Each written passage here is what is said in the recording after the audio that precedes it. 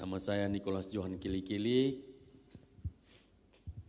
biasa panggil Niko, sudah punya istri, anak 3 dan cucu 3. Anak saya yang nomor 1, anaknya kembar, yang nomor 2 tinggal di London, nomor 3 masih kuliah.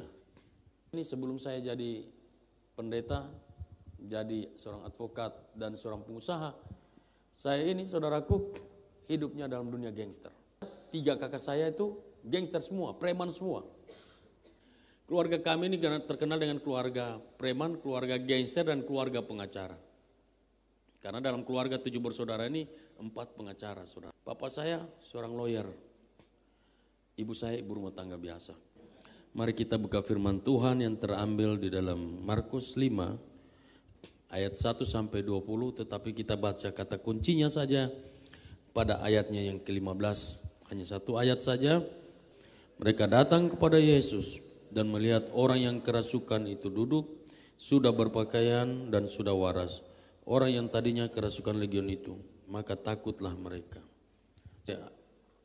Babak pertama, ayat pertama sampai dengan ayat yang ke-14, di situ diceritakan bagaimana seorang yang kerasukan legion, dia sangat menderita.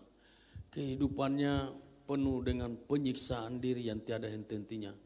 Hanya jerit, tiap hari itu hanya jerit, tangis, penyiksaan diri yang tiada hentinya. Dia berkeliling di kuburan tiap hari, dikatakan dalam firman Tuhan, dia berkeliling kuburan dengan badan yang telanjang, bahkan sering memukul-mukul dirinya dengan batu. Rantai sekalipun tidak sanggup untuk menjinakkan orang yang kerasukan legion ini. Karena dia kerasukan legion, setannya banyak sekali saudaraku. Dia kerasukan legion saudaraku, dia begitu menderita. Penyiksaan diri yang tiada henti-hentinya. Dia sangat menderita, tidak punya masa depan saudaraku. Oh Tuhan Yesus pernah datang ke sini menangkan 1 jiwa orang berdosa saudaraku. Cuma 1 orang. Tapi Tuhan jauh-jauh dari Danau Galilea, menyeberang Danau Galilea. Kalau saudara baca ayat sebelumnya, dia menyeberang Danau Galilea dan bertemu dengan badai yang besar saudaraku.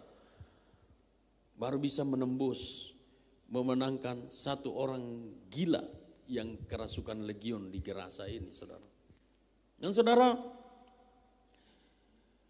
rantai sekalipun tidak sanggup untuk menjinakkan orang ini.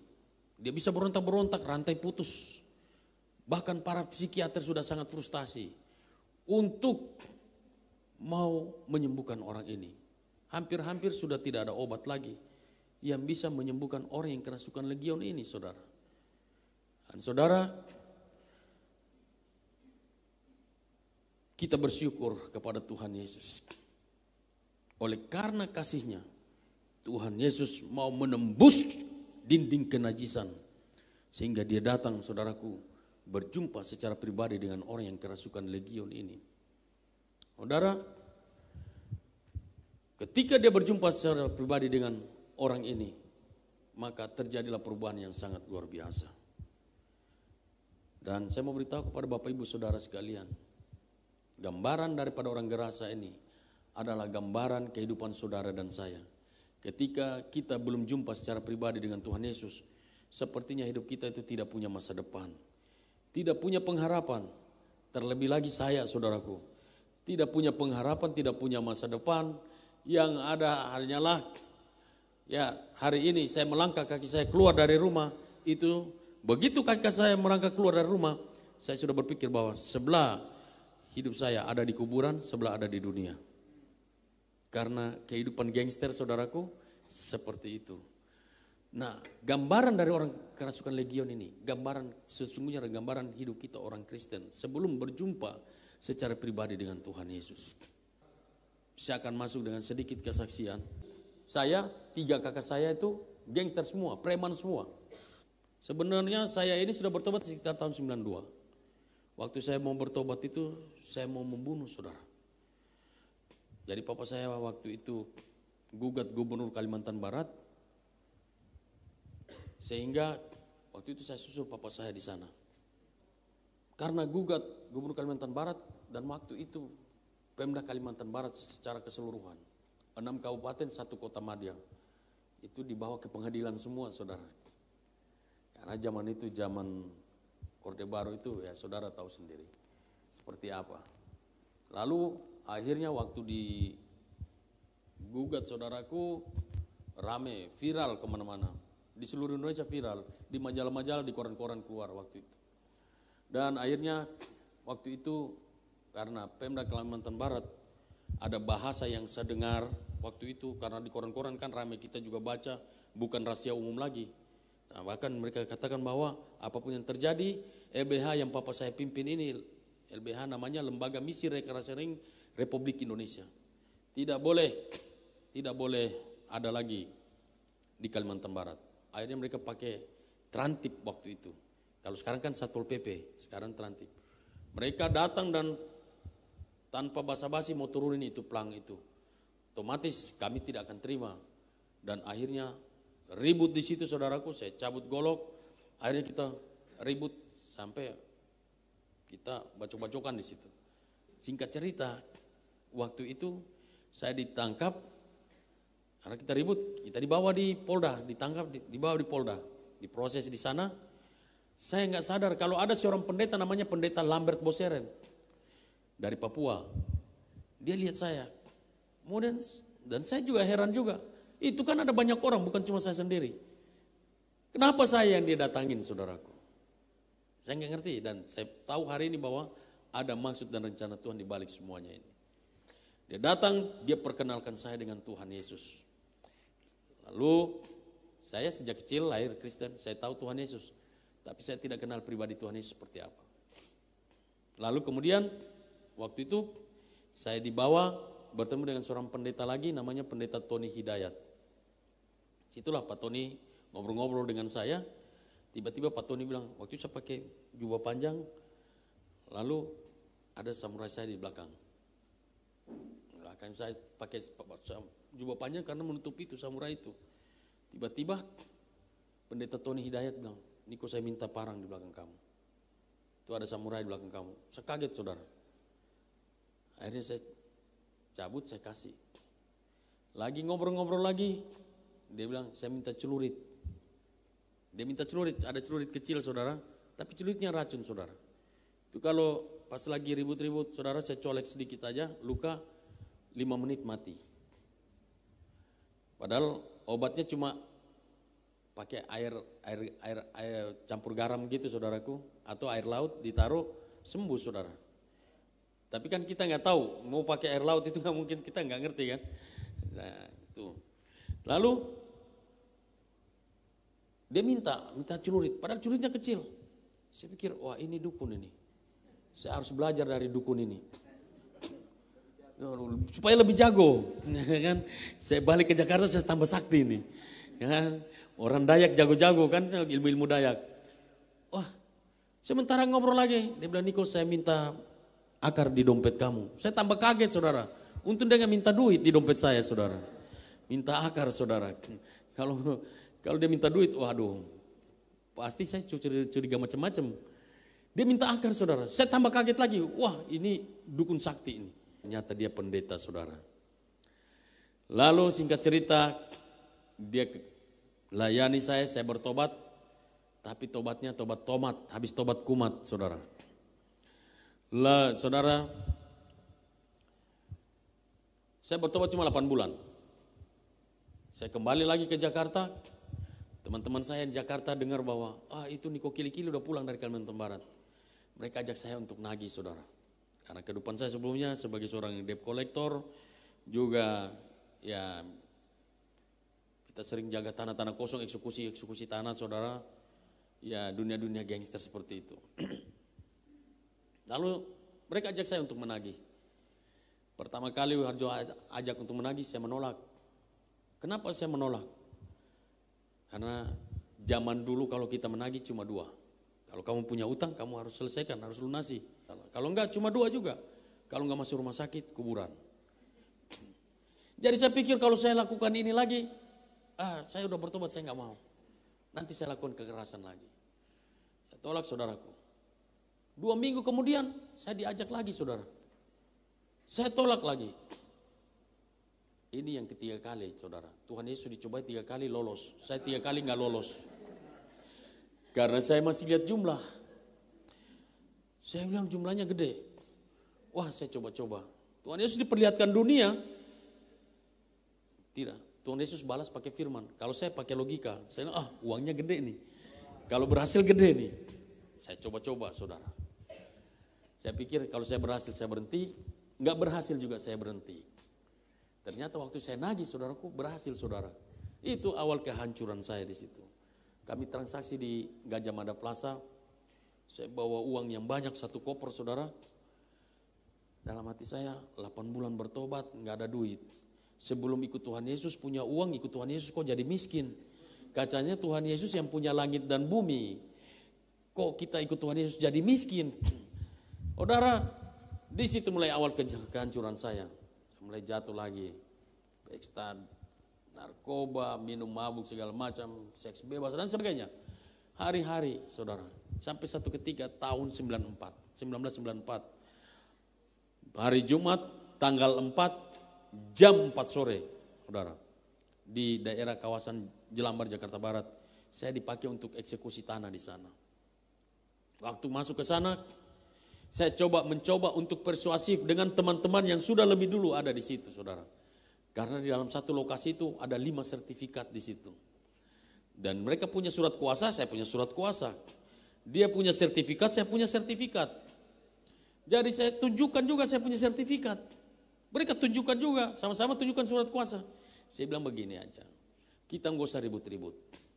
Karena perintah dari presiden juga tidak boleh ada keributan di Jakarta. Pada saat itu karena ada efek di Jakarta dan Presiden Bill Clinton datang juga di Jakarta pada saat itu. Jadi saya bilang ini kan lagi sidang di pengadilan. Kita sama-sama dudukin lahan ini. Saya mau naikin plang papan nama. Kita juga di situ sebagai pemegang kuasa. Agar supaya klien saya ini dia melihat bahwa saya sudah bekerja.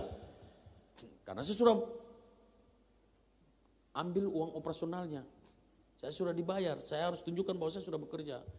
Nah, kami datang, jumlah kami cuma 18 orang, sementara 3 gangster ini gabung jadi satu, ada 100 orang lebih. Mereka sudah jaga tanah itu di situ.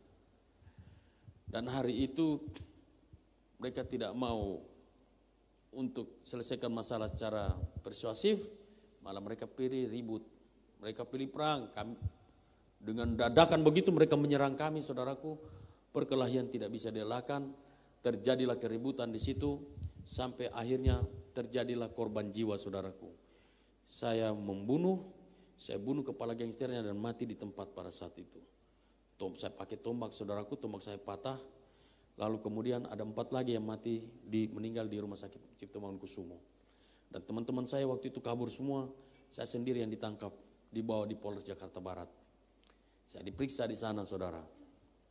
Begitu diperiksa, saya ditahan dan sangat luar biasanya papa saya, saudaraku. Papa saya ini bagi saya orang yang luar biasa. Tapi luar biasanya kebablasan, saudara. Dia kasih motivasi buat kami anak-anak seperti ini. Dia bilang begini, Niko, kalau kamu mencuri, kamu perkosa orang, kamu pakai narkoba, masuk penjara, papa tidak akan bela. Tapi kalau kamu berkelahi, kamu bela diri berkelahi dan bunuh orang, masuk penjara, papa akan bela kamu. Papa akan keluarkan kamu dari penjara. Karena itu namanya jagoan, laki-laki. Nah, jadi kami seperti itu, saudaraku. 4 laki-laki modelnya seperti itu. Lalu saudara, papa saya tepati janjinya. Dia datang ke Pak Kapolres, dia cerita, ngomong dengan Pak Kapolres bahwa Niko itu anak saya, bla bla segala macam. Singkat cerita saya keluar, saudaraku. Saya keluar dari penjara, saudara. Begitu saya keluar, saudaraku, kakek Hercules. Ada yang pernah dengar Pak Hercules di sini, nama Pak Hercules? Nah, saya dulu tangan kanannya Pak Hercules, saudara. Jadi pas Bang Hercules dengar bahwa Niko udah keluar, saya dijemput, dibawa lagi Tanah Abang, saudara. Padahal waktu itu saya sudah menghindar, dibawa lagi ke sana. Di sana saya tambah hancur lagi, saudaraku. tiap hari menumpahkan darah orang tidak bersalah, minum mabuk, pesta pora dan sebagainya. Wilayah Bongkaran dan Tanah Abang saudaraku itu terkenal dengan Teksasnya Indonesia. Tidak ada hukum di sana, yang ada cuma ada hukum rimba. Jadi hanya orang yang merasa punya nyawa serep boleh masuk situ. Kalau Anda merasa tidak punya nyawa serep, jangan di situ. Karena semua suku ada di situ, semua angkatan ada di situ. Tiap malam, saudaraku, ada perjudian, prostitusi, segala macam, 24 jam. Satu kali 24 jam. Semua datang kalau main judi itu udah bawa bodyguardnya masing-masing, saudaraku. Dan tiap hari sana, hampir tiap hari ke orang pos kota itu terjadi pembunuhan Tanah Abang, ada terjadi luka tusuk segala macam, koran-koran berita Tanah Abang hampir tiap hari. Saudara, dari hari lepas hari seperti itu, hidup saya tambah kacau balau. Dan satu ketika saya percaya bahwa Tuhan izinkan itu terjadi. Waktu itu tahun 98 bulan Januari hari Kamis jam 9 pagi. Terjadi keributan saudaraku, kami bacok-bacokan dari jam 9 pagi sampai jam 5 sore. Kalau saudara biasa nonton film Mandarin itu kan, film Cina ngamuk itu saudara, bunyi pedangnya tung tang. Saudara itu film, tapi kami ini benaran saudara, bunyi pedang benaran. Hari itu 4 orang meninggal saudaraku, mati dibunuh. Lalu begitu jam 5 sore, Komandan Garnison datang kepada saya, dia bilang, Niko, suruh saudara-saudara kamu letakkan senjata. Kami udah capek nonton kamu bacok-bacokan dari pagi udah sampai udah sore, stop, cukup. Terminal itu saudaraku udah gak ada mobil lewat, cuma ada kami di situ. Singkat cerita, saya suruh teman-teman saya ini udah parang, samurai, tumbak-tumbak kumpul semua.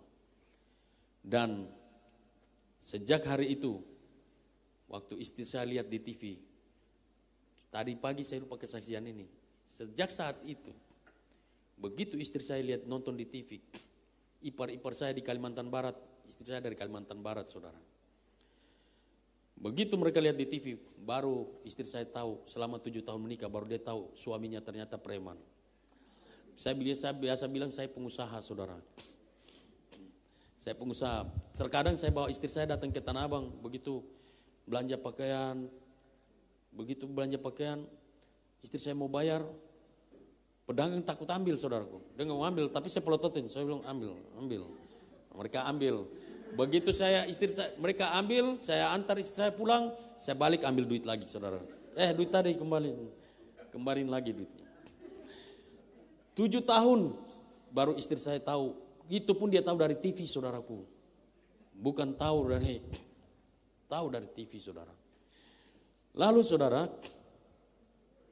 waktu kami ditahan, akibat keributan itu, sampai kantor Camat Tanah Abang dibakar. Yang pimpin kerusuhan itu saya saudara. Kami ditangkap, dibawa di Kodam Jaya waktu itu. Waktu itu Pangdam Jayanya Pak Sutioso. Lalu ketemu dengan Pak Sutioso, kami diperiksa semuanya, senjata tajam ditangkap semua saudaraku, diambil semua. Lalu saya bilang ke Pak Sutioso, saya bilang, Jenderal, izinkan saya bersama 21 saudara-saudara saya kami dilepas. Dan saya berjanji, setelah dilepas nanti saya tidak akan buat keributan lagi di Tanah Abang. Seandainya saya buat keributan lagi di Tanah Abang, saya siap ditembak di tempat. Mereka istilahkan bahwa itu insiden pertama terjadi di Indonesia. Setelah itu baru terjadi kerusuhan, terus mulai ribut sampai reformasi segala macam itu.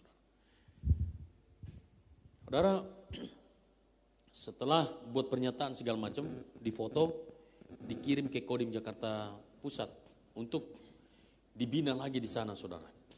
Sampai di sana kami dibina oleh Pak Muldoko, karena waktu itu Pak Muldoko masih Komandan Kodim Jakarta Pusat waktu itu.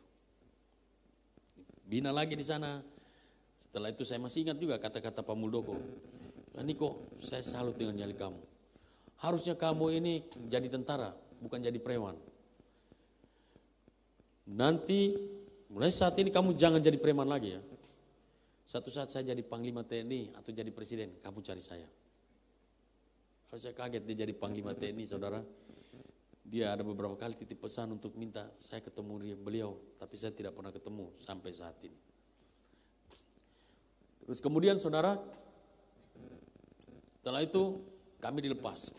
Begitu dilepas, bagi seorang gangster saudaraku, buat pernyataan itu biasa, buat perjanjian itu biasa. Kita buat dulu, setelah keluar bikin lagi saudara. Dan waktu saya keluar saudaraku, saya dipakai oleh penguasa zaman Orde Baru pada saat itu untuk eksekusi tanah di Mampang Perapatan, seberangnya Trans TV seberangnya tanah Gatot Subroto. Ribut di situ saudaraku, kita eksekusi tanah di situ. Lalu kemudian saudaraku, ketika mengeksekusi tanah di sana, singkat cerita kami kuasailah daerah itu. Ada sampai tempat ibadah kami ganti tempat ibadah itu buat tempat kita disco di situ, disco, mabuk-mabukan di situ saudaraku tiap malam. Jadi tempat itu bukan jadi tempat ibadah lagi. Kami kuasai dan cukup lama kita kuasai itu. Tiba-tiba kami diserang saudaraku. Diserang dengan sekelompok orang, dengan mantan RI 1 Indonesia pada saat itu.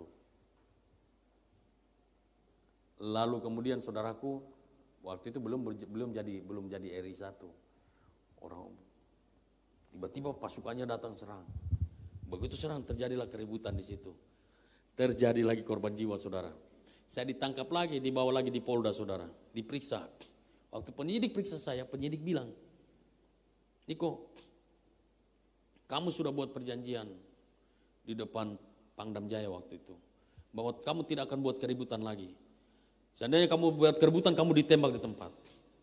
Saya bilang ke penyidiknya, saya bilang, "Betul Pak Polisi, saya sudah buat perjanjian seperti itu. Tapi tolong dibaca baik-baik redaksinya. Saya bilang, saya tidak akan buat keributan lagi di Tanah Abang. Ini objeknya berbeda, ini Gatot Subroto." Dan saudaraku, lagi-lagi saudara, papa saya datang tepati janjinya, dia datang, dia bela saya lagi saudaraku, saya keluar lagi dari penjara lagi saudara. Udah setelah itu saudaraku, waktu terus berjalan, saya keluar, saya bukan semakin baik saudara, saya semakin jahat. Jadi saya ini bukan cuma seorang gangster, seorang pembunuh bayaran, tapi saya juga pecandu narkoba berat. Dulu tiap hari itu saya ada di diskotik, dari satu ke diskotik yang lain. Saya pulang ke rumah itu hanya datang antar uang belanja ke anak istri saya, setelah itu saya ke diskotik lagi saudara. Bahkan sampai Natal pun saya nggak tahu kalau sudah Natal saudara. Karena diskotik kan remang-remang, kita nggak tahu itu pagi atau malam saudara. Tiba-tiba udah datang orang bilang, "Bung Niko, selamat Natal. Oh ya Natal, selamat Natal. Seperti itu saudara. Dan satu ketika, karena kesombongan keangkuhan saya percaya bahwa Tuhan izinkan terjadi. Kenapa saudara? Kami ini keluarga broken home, kurang dapat kasih sayang orang tua. Saya dari sejak SD kelas 4 itu sudah mabuk, sudah belajar minum mabuk saudara. Merokok, masuk di bawah kolong tempat tidur udah belajar ngerokok saudara. Jadi kehidupannya itu kehidupan keras. Dididik keras dengan orang tua sejak kecil, sudah dilatih bela diri. Sampai besar saudaraku, saya sempat satu sasana dengan LS Pikal di Garuda Jaya saudaraku. Jadi saya juga petinju, promotor internasional juga saudara. Jadi dari satu diskotik ke diskotik yang lain, saya begitu sombong dan begitu angkuh. Ada setiap kali diskotik saya datang ke diskotik saudara, khawatirnya sudah datang, "Bang Niko dipanggil sana, dipanggil itu pengusaha. Maksudnya mereka panggil saya duduk di situ kan supaya dia happy, dia mau happy, orang nggak berani ganggu gitu. Kalau saya udah duduk situ, wah tangan kanannya Pak Hercules, ini bahaya, jangan diganggu. Pasti orang udah tahu. Dan hampir seluruh Jakarta ini saudaraku, saya masuk diskotik seluruh Jakarta, saya masuk nggak pernah bayar saudara. Kalau saya udah minum mabuk di situ, sudah datang dengan pasukan minum mabuk, jangan coba-coba sodorin bil ke saya. Begitu saudara ambil ke saya, maka diskotik itu bisa rata dengan tanah, saudara. Karena di bawah saya dengan Pak Hercules ada 150.000 gangster di Jakarta ini. Jadi kami bilang Jakarta cerah, Jakarta berawan-berawan, saudaraku.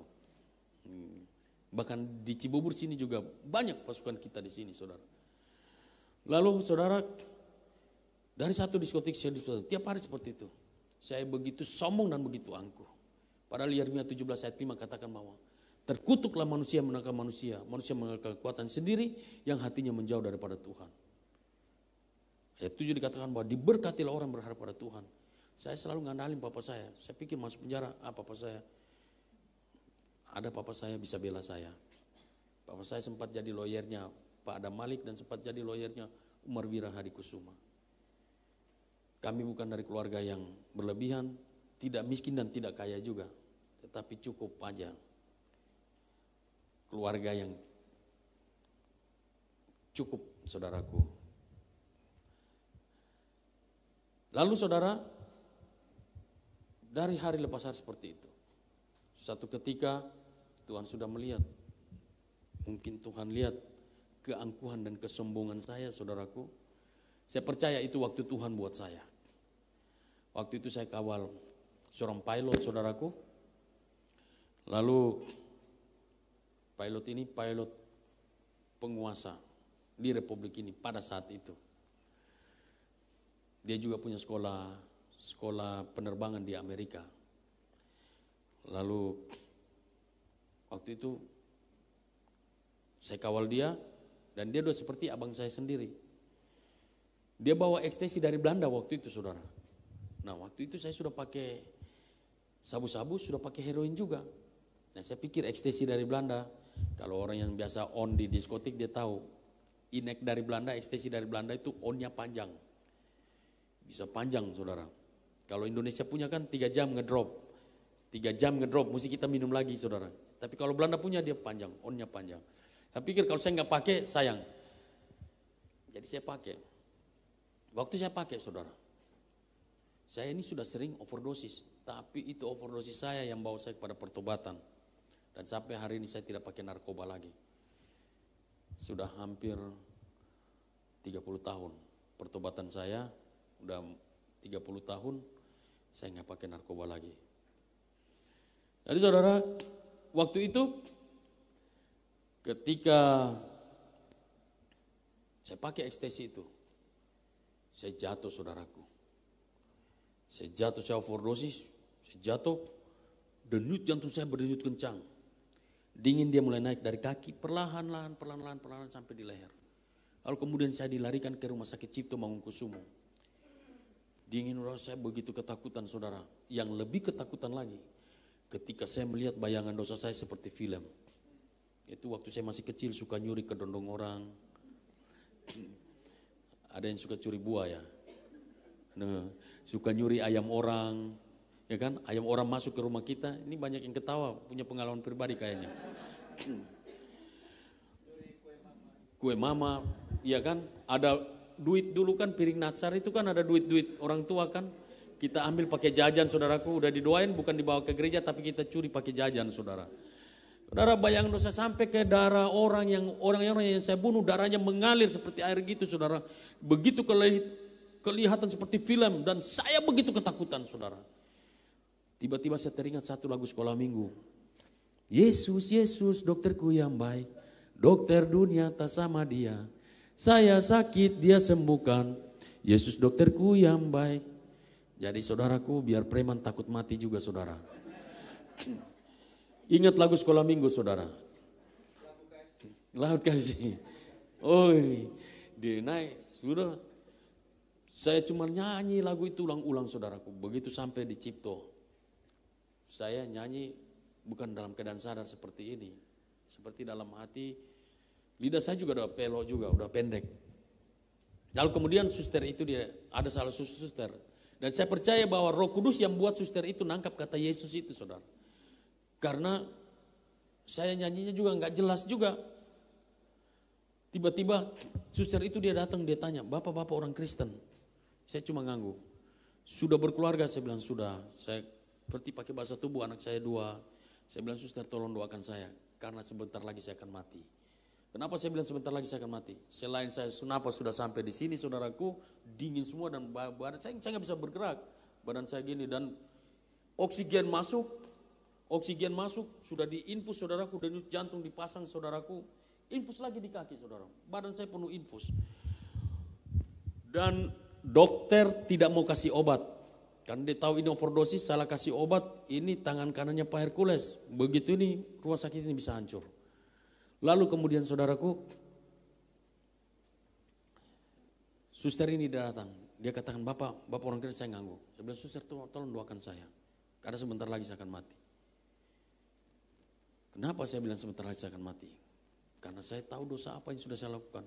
Mulai dosa yang paling kecil sampai dosa yang paling besar sudah saya lakukan. Saudaraku, saya mau kasih tahu, kejahatan saya lebih daripada orang yang kerasukan legion ini, saudara. Karena orang yang kerasukan legion ini, Alkitab tidak pernah mencatat dia bunuh orang. Tapi saya sudah bunuh orang, saudaraku, lebih dari 10, saudaraku. Terlalu banyak darah yang mengalir, darah orang yang tertumpah di tangan saya. Saudaraku, hidup penuh dengan kacau balau, hidup penuh dengan legion. Kalau dia 2000 mungkin saya lebih dari 2001 lah saya, saudara. Karena dia tambah 1 dia belum membunuh, saudara. Jadi saudara, hidup penuh dengan kehancuran, kacau balau, saudara. Tidak punya pengharapan dan masa depan. Tapi bersyukurlah kepada Tuhan Yesus. Orang legion ini dia berjumpa secara pribadi dengan Tuhan Yesus. Saya pun berjumpa secara pribadi dengan Tuhan Yesus. Suster ini dia bilang, Bapak saya berdoa untuk Bapak. Tapi kalau sudah sembuh jangan pakai narkoba lagi ya. Saya ngangguk, saudara. Dan memang layani orang yang udah mau mati lebih cepat bertobat daripada orang yang masih sehat. Sangat sulit orang yang masih sehat kalau kita layani bertobat, saudaraku. Sulit. Nanti kalau sudah jompo dulu, sudah ini, baru dia mau kasih sisa-sisanya kepada Tuhan Yesus. Padahal zaman dahulu, saudaraku, perjanjian lama, Tuhan bilang jangan kasih yang lembu yang pincang-pincang, lembu yang kurus, penyakit, jangan. Kita udah sakit-sakitan baru mulai, aduh Tuhan, saya mau melayani Tuhan. Kan gitu, saudara. Jadi saudaraku, ketika itu saya bilang, saya ngangguk aja saudaraku. Saya suruh suster ini dia berdoa. Maksudnya adalah supaya sekiranya mungkin waktu itu, waktu Tuhan buat saya, paling tidak ada pengampunan dosa buat saya. Sehingga waktu saya mati saudaraku, saya masuk surga. Jadi aman di dunia, aman di akhirat saudara. Nah, saya masuk di ruang ICU, lebih kurang ada sekitar 4 orang dengan saya 5 orang. Lalu saudaraku, suster bilang saya berdoa untuk Bapak. Sementara dia berdoa, dokter datang dan pegang nadi saya saudaraku. Itu deteksi jantung udah titit, udah datang gitu. Saya udah mulai satu-satu gitu saudaraku. Saya rasa haus, saya minta ke teman-teman saya bilang haus, saya teriak. Kasih saya seteguk aja, sedikit setetes aja air supaya saya bisa minum. Mereka nggak mau kasih. Saya tahu, waktu saya sadar saya bilang, kenapa kamu nggak mau kasih air? Kita takut waktu kita kasih kamu mati. Makanya kita nggak berani kasih. Jadi saudaraku, waktu itu ketika dokter datang pegang nadi saya, dokter bilang sebentar lagi. Saya ngerti maksud dokter sebentar lagi apa? Sebentar lagi koit, sebentar lagi mati saudara. Begitu dia bilang sebentar lagi, saya langsung teriak kencang-kencang. Tuhan Yesus tolong saya, Tuhan Yesus tolong saya, Tuhan Yesus tolong saya. Saya teriak kencang-kencang 3 kali. Saudara, dasar preman, mati mau berjemaah. Maksud saya teriak kencang-kencang begitu. Itu kan ada 4 orang lagi di situ, ICU sama-sama jantungan. Jadi kalau saya mati, dia kaget, dia mati juga. Tergantung siapa yang masuk neraka, siapa yang masuk surga, saudara. Yang jelas pasti saya masuk surga karena saya sudah minta ampun dosa-dosa saya melalui doa suster ini, saudaraku. Saudara, begitu saya teriak seperti itu, saudaraku, suster ini terus berdoa. Begitu berdoa, amin, saudaraku. 15 sampai 20 menit, saudara. Tiba-tiba secara mujizat, tanpa satu butir obat pun juga. Dingin dia mulai turun perlahan-lahan. Dingin turun perlahan-lahan sampai hilang, saudaraku. Maka genaplah. Jika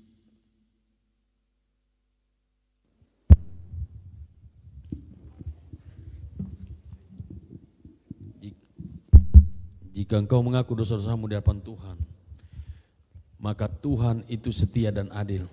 Ia akan mengampuni segala dosa dan kesalahan. Tepuk tangan bagi Tuhan Yesus. Yesaya 1 ayat 18, walaupun dosamu merah seperti kermiji akan seperti salju. Walaupun dosamu merah seperti daun kesumba akan diputihkan seperti bulu domba. Bahkan Yesaya 43 katakan bahwa engkau berharga di mataku. Sekali lagi berikan kemuliaan bagi nama Tuhan Yesus. Waktu itu Tuhan sembuhkan saya, saudaraku. Ini babak pertama, saudara. Masuk babak kedua. Babak kedua ayat 15 sampai dengan ayatnya yang 17. Kita baca berganti-gantian. Kita baca berganti-gantian ayat 15 sampai dengan ayat 17. Saya ayat 15, saudara ayat 16 dan 17 sama-sama. Terima kasih. Yang sudah ketemu katakan aham. Haleluya.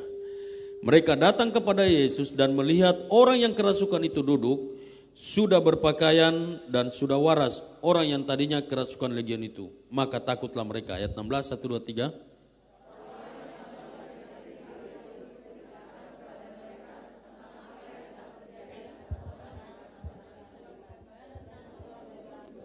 Ayat 17 bersama-sama, 1, 2, 3.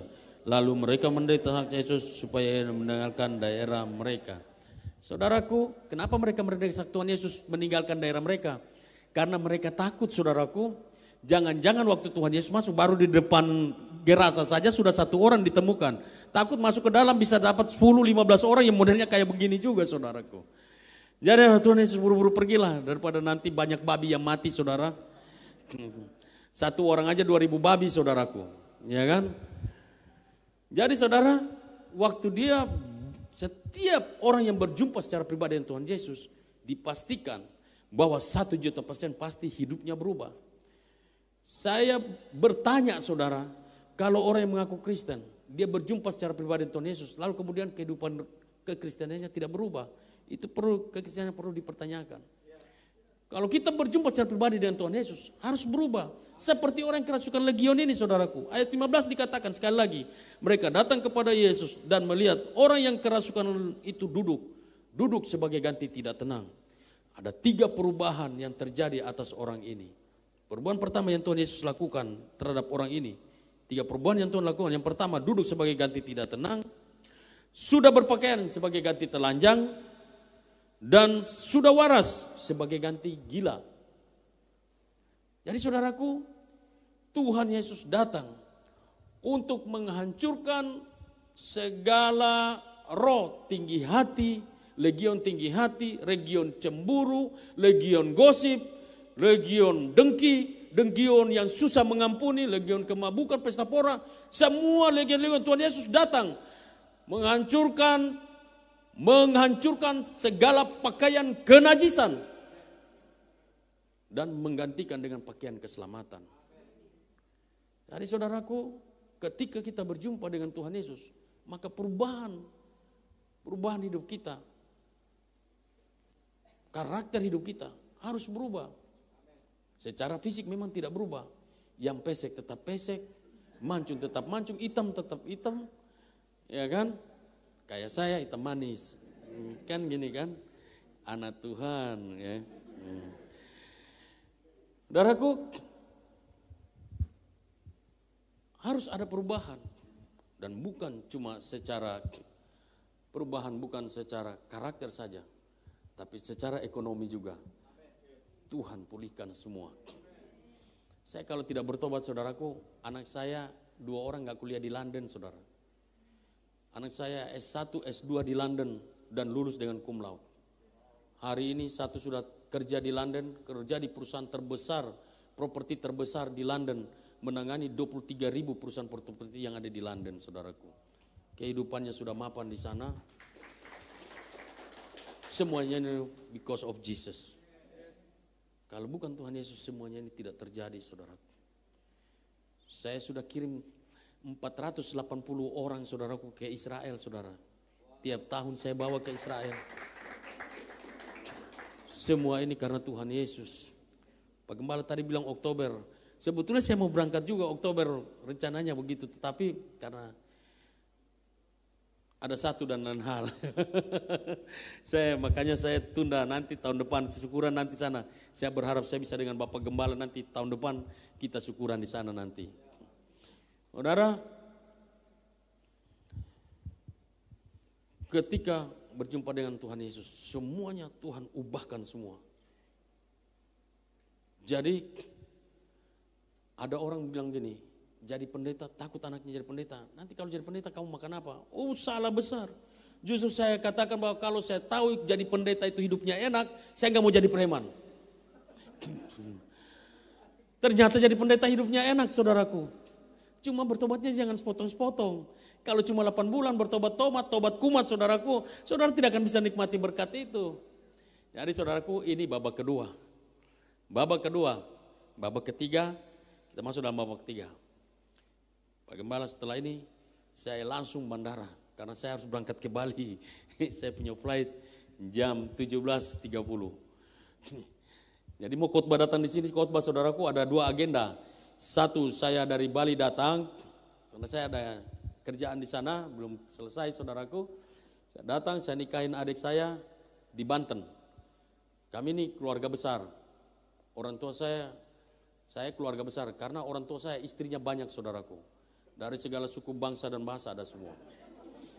Di Banten saya punya saudara 4, 3 perempuan 1 laki-laki. Nah ini yang laki-laki yang bungsu, saudara, yang nikah kemarin. Semua kemarin ada Pak Hercules, ada Bupati Lampung, ada pejabat-pejabat, ada pengusaha-pengusaha. Banyak sekali di Banten kemarin kita selesai rayain pernikahan adik saya yang paling bungsu. Dari istri yang orang Banten, orang Solo ada, jadi istri-istri dari yang lain juga datang juga. Yang dari Garut, dari macam-macam, saudara. Nah, saudara, kita masuk yang ketiga. Dan yang ketiga, ayatnya yang ke-18 sampai dengan ayatnya yang ke-20. Saudara, ayat 18 sampai dengan ayatnya yang ke-20. Setelah orang yang kerasukan legion ini, saya mau beritahu saudara. Orang yang diselamatkan Tuhan Yesus adalah orang yang tahu berterima kasih. Dia tahu berterima kasih. Saudaraku, ayat 18 dikatakan pada waktu Yesus naik ke dalam perahu, saudaraku, orang yang tadinya kerasukan setan itu meminta supaya ia diperkenankan menyertai Tuhan Yesus di dalam perahu itu. Tetapi ayat 19 dikatakan bahwa Tuhan Yesus tidak mengizinkan. Tuhan Yesus tidak mengizinkan untuk dia masuk bersama-sama dengan Tuhan Yesus, ikut dengan Tuhan Yesus dalam perahu. Tapi Tuhan Yesus bilang begini, bahwa pulanglah ke kampungmu dan beritahulah kepada orang-orang bagaimana Tuhan sudah mengasihi engkau. Orang ini, saudaraku, orang yang tahu berterima kasih. Orang ini orang yang luar biasa. Dia hanya ditebus dengan 2.000 ekor babi, saudaraku. 2.000 ekor babi. Itu pun bukan babinya Tuhan Yesus. Ya kan? Karena Tuhan Yesus, Alkitab tidak pernah mencatat Tuhan Yesus pelihara babi, saudara. Itu babinya orang, saudara. Satu babi harganya, kalau satu babi sekarang harganya, saya peternak babi juga, saudara, di Kalimantan Barat. Jadi satu babi, saudaraku, bilanglah 2 juta, saudara. 2 juta kali 2.000, 4 miliar. Harga satu jiwa, saudaraku, 4 miliar. Tuhan Yesus tebus dengan 4 miliar babi orang lagi. Ibu, seandainya babinya ibu pelihara babi, saya kan gak kenal ibu kan. Ibu pelihara babi, saya datang ke kandang ibu, tiba-tiba saya ambil babi ibu, saya bawa, gimana respon ibu? Marah ya? Satu aja marah, apalagi 2.000, saudara. 2.000 bisa dirajam dengan batu Tuhan Yesus. Tuhan Yesus gak peduli, saudaraku, tentang nyawanya. Artinya untuk menangkan satu jiwa ada harga yang harus dibayar.